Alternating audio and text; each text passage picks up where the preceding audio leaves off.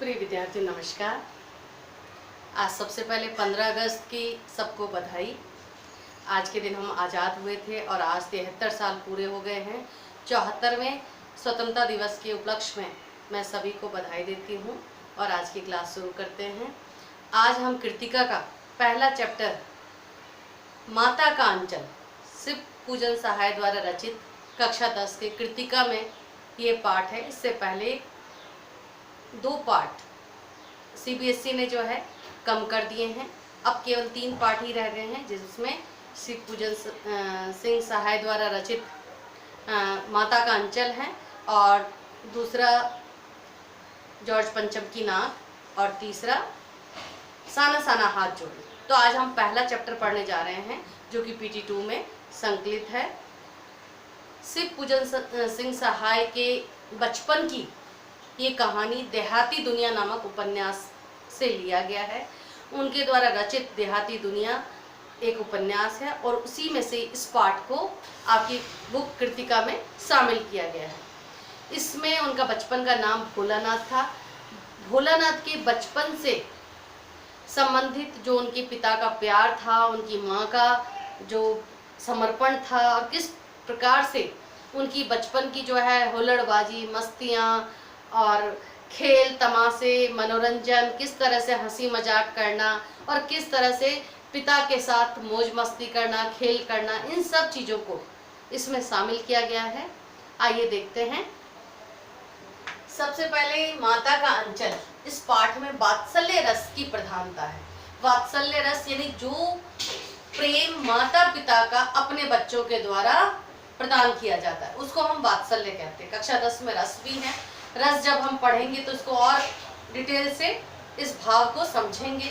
अभी वात्सल्य का मतलब होता है प्रेम, ऐसा प्रेम जो माता पिता के द्वारा या बड़ों के द्वारा छोटों को या अपने बच्चों को प्रदान किया जाता है। तो इस पूरे पाठ में आप वात्सल्य रस की प्रधानता को देखेंगे। इसमें लेखक ने अपने बचपन में इनका नाम भोलानाथ था, अपने बचपन के खेल तमाशों, पसंद नापसंद और शरारतों का मनोरम चित्रण किया गया है। ये पूरा पाठ जो है उपन्यास से लिया गया है लेकिन आत्मकथात्मक शैली में लिखा गया है। जिस तरह से हम आत्मकथा ऑटोबायोग्राफी होता है, जो हम अपने पूरे जीवन को खुद की भाषा में खुद के द्वारा जब लिखा जाता है तो उसको हम आत्मकथा कहते हैं। तो ये पाठ भी जो है आत्मकथात्मक शैली में ही लिखा गया है और इसमें लेखक ने जो इस पाठ में व्यक्त किया है उस पूरे पाठ को हम कुछ बिंदुओं में बांटकर यानी डिवाइड करके और फिर पूरे पाठ की समरी को समझेंगे। तो सबसे पहले जो है पिता द्वारा मिले पूजा संस्कार, यानी बचपन में पिता के साथ रहना हमें बहुत सुरक्षा महसूस कराता है। यानी कि पिता शारीरिक रूप से थोड़े बलवान होते हैं, मजबूत होते हैं और उनके साथ रहना हमें हमेशा अपने आप को सुरक्षित महसूस करवाता है। तो लेखक पिता के साथ ही सोते थे और इसलिए पिता जो है प्रातःकाल उनको भी अपने साथ स्नान ध्यान करवा के माथे पर त्रिपुंड का तिलक लगाकर और जहाँ पूजा करने बैठते थे तो उनको भी बिठा लिया करते थे। और पूजा करते वक्त लेखक के पिता पाठ किया करते थे और लेखक जो है आईने में लेकर अपना त्रिपुंड और तिलक को जो है निहारा करते थे और जैसे ही पिता की नजरों से उनकी नजरें मिल जाती थी तो उनको जो है वो लजा जाते थे। तो इस प्रकार से जो है बचपन से ही लेखक को आध्यात्म की ओर ले जाने का श्रेय जो है उनके पिता के द्वारा प्रदान किया गया। और यहाँ पर इसके साथ जो है किस प्रकार पूजा करने के बाद वो गंगा जाया करते थे, गंगा में जो है मछलियों को दाना खिलाया करते थे। तो लेखक को अपने कंधे पर बिठाकर रास्ते में जो है हिलाते डुलाते हुए उनके साथ मस्ती करते हुए गंगा घाट तक जाते थे और वहां पर मछलियों को दाना देते थे। और जब वो मछलियों को दाना देते थे तो लेखक जो है कंधे पर बैठकर बहुत मस्ती किया करते थे। तो इस प्रकार से जो है ये लेखक का बचपन से ही पिता के साथ रहना और मस्ती करना जो है इस प्रथम बिंदु के द्वारा ही हमें पता चलता है। दूसरा बिंदु है पिता के संग खेले हुए खेल।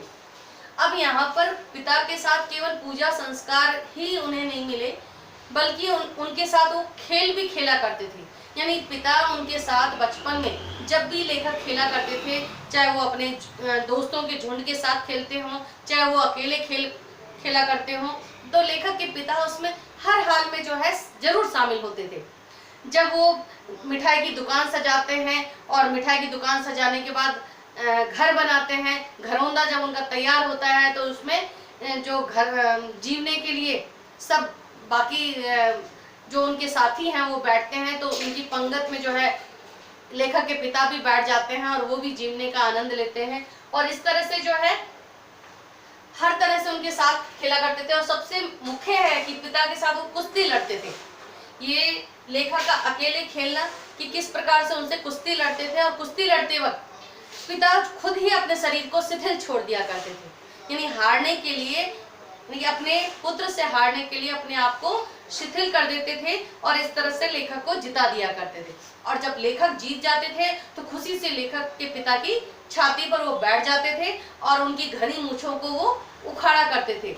और जब वो उखाड़ा करते थे तो उस दर्द से बचने के लिए वो मूंछों को लेखक के चेहरे पर गड़ा देते थे और फिर जो है उनके हाथों को मूंछों से छुड़ाकर जो है चूम लिया करते थे। एक खट्टा वाला और एक मीठा वाला, इस तरह से उनको चूमा करते थे। और जब फिर भी लेखक नहीं मानते थे और बार बार मूंछों के बालों को उखाड़ने का प्रयत्न करते, तो वो जो है झूठ मूठ कर रोना शुरू कर देते थे। तो इस प्रकार से आपने देखा कि बचपन से ही वो पिता के साथ बहुत ही अंतरंग खेल और हर तरह से साथ रहना पसंद करते थे। इसके बाद है लाड़ प्यार से भोजन करना। देखो यहाँ पर जो है वो हर हमेशा पिता के साथ रहते थे, तो पिता के साथ भोजन भी किया करते थे और पिता उनको जो है भोजन कराया करते थे। लेकिन यहाँ पर पिता के भोजन करा देने के बाद भी, क्योंकि पिता को ये नहीं पता है कि उसको कितनी मात्रा में जो है भोजन करना चाहिए और क्या नहीं खाना चाहिए, क्या खाना चाहिए, ये सब माँ को ही पता होता है। और इसलिए माँ जो है, कहते पिता मर्द के जाने बच्चों को खाना खिलाने, और इस तरह से पिता के खिलाने के बाद भी पिता उनको हंसते खिलाते हुए भोजन कराते थे। लेकिन उसके बाद भी मैया का फिर से जो है खिलाने की जिद करना, और उसके बाद जब खाएगा बड़े बड़े कौर तब पाएगा दुनिया में तोड़। यानी कि उनकी माँ ये कहती है कि जब बड़े बड़े कौर को खाएगा तभी तो इस दुनिया में मजबूती के साथ जो है कई स्थान मिल पाएगा, और इसके लिए शारीरिक स्वस्थता बहुत जरूरी है। यानी कि इस पंक्ति से हमें ये पता चलता है कि बच्चे का बचपन में अच्छा खाना खाना और संतुलित रूप से भोजन करना बहुत आवश्यक है।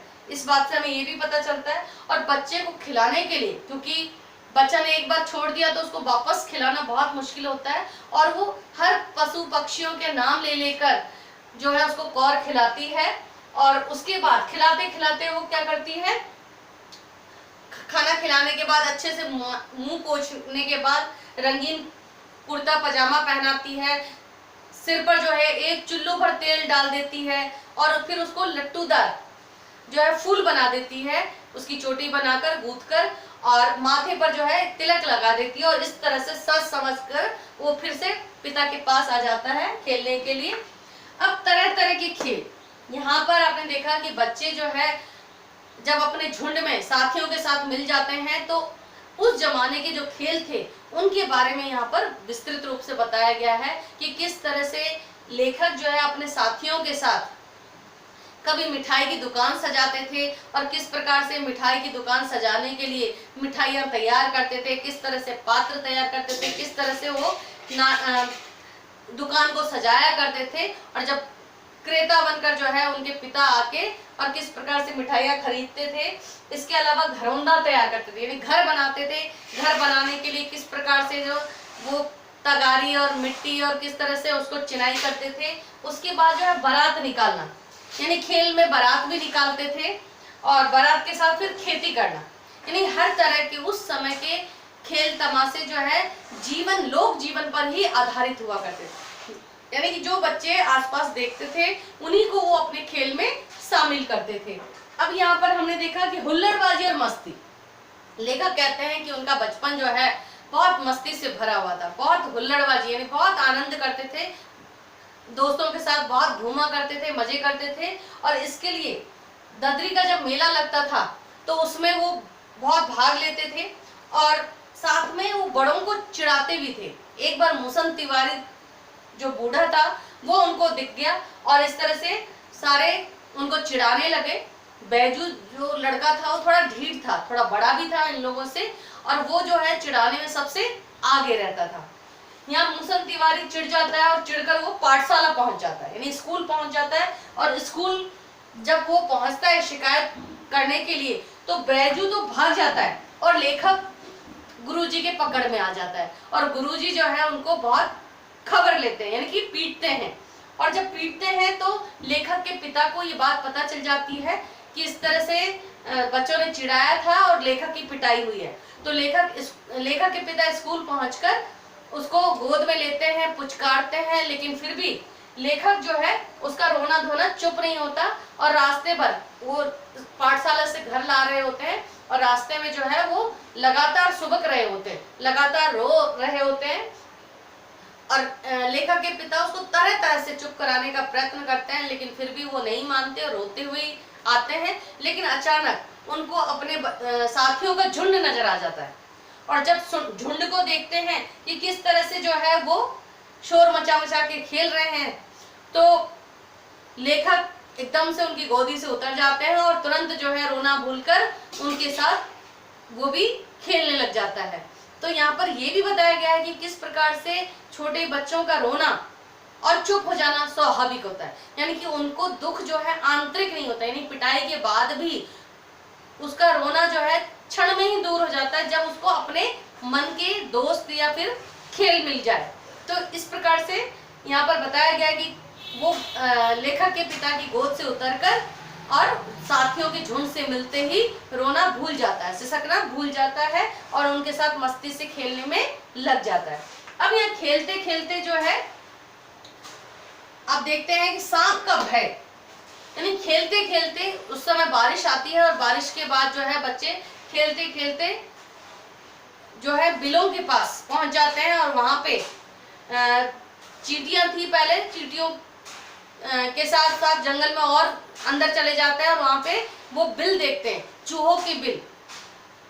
सारे बच्चे मिलकर जो है चूहों के बिल में पानी उलीच के डालना शुरू कर देते हैं। उस बिल में जैसे ही पानी भरते हैं, पानी उलीच कर यानी हाथ में ले लेकर उसमें डालते हैं तो एक सांप उसमें से बाहर निकल आता है। और जैसे ही सांप बाहर निकलता है सारे बच्चे ऐसे भागते हैं, गिरते पड़ते, किसी की घुटने छिल रहे हैं, किसी के पैर लहूलुहान हो रहे हैं। ऐसी स्थिति में लेखक भी जो है सीधे भागता हुआ घर पहुंचता है। पिता वहां पे जो है दलान पर बैठकर ही हुक्का गुड़गुड़ा रहे हैं और माँ अंदर जो है कुछ फटकने में लगी हुई है, लेकिन पिता के आवाज देने के बावजूद, अथाह प्रेम होने के बावजूद लेखक वहां रुकता नहीं है और सीधे वहां से माँ की शरण में यानी माँ की गोद में जाके छुप जाता है। और इस प्रकार से बदहवास स्थिति में जो है माँ की गोद में जाके बिल्कुल चिपक जाता है, छुप जाता है। और यहाँ पर यही बताया गया, पिता ने पुकारा लेकिन जो शांति, जो सुरक्षा, जो प्रेम, जो वात्सल्य जो माँ के लाड में मिलता है, पिता की गोद में सुरक्षा जरूर महसूस होती है, लेकिन जो नैसर्गिक प्यार है, जो लाड है, वो माँ की गोद में ही संभव है। तो इस प्रकार से ध्यान रखना है कि 1926 ईस्वी में प्रकाशित देहाती दुनिया नामक उपन्यास में शिव पूजन सहाय ने इसे आत्मकथात्मक शैली में लिखा है। माता का आंचल पाठ के नाम से ही ये साबित होता है कि किस प्रकार से माँ के आंचल में जो प्रेम मिलता है वो कितना भी पिता प्यार करते हों, सुरक्षा देते हों, लेकिन वो संतुष्टि, वो संतोष जो है वहाँ नहीं मिल पाता। तो इसीलिए यदि बच्चा सुखी में है, शांति में है, खेल में है, आनंद में है, तो पिता के साथ अपने आप को हमेशा सुरक्षित महसूस करता है। लेकिन जब स्थिति विपरीत हो जाए, जब दुख का समय हो, जब चिंता का समय हो, तो बच्चे को माँ की गोद में ही शांति मिलती है। धन्यवाद।